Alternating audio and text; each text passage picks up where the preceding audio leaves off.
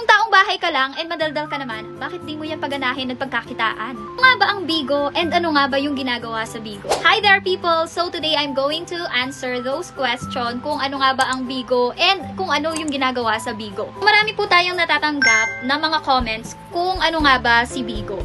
So, Bigo po is a live streaming app. Yes, live streaming po. Nagla-live po kayo. Tulad nito. Thank you so much po. Thank you.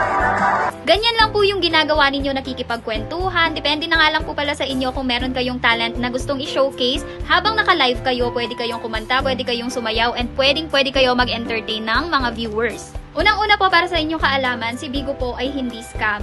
Marami na po siya nabigyan ng sahod. Para sa mga nagsasabi pong scam ito, halata naman pong hindi kayo nagbibigo kaya hindi nyo alam. Yun, sasagutin ko naman kung ano nga ba yung ginagawa sa Bigo. Sabi ko na siya sa una pa lang, yung pwede nyo pong gawin sa Bigo is makipag-usap sa mga viewers, pwede po kayo kumanta, pwede po kayo sumayaw, or kahit ano pang pwedeng gawin.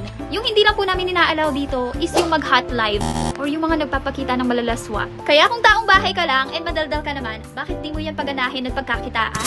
That's why join our agency and family and i-PM mo na nga lang pala yung mga taong ito para nga pala masali ka na sa aming GC.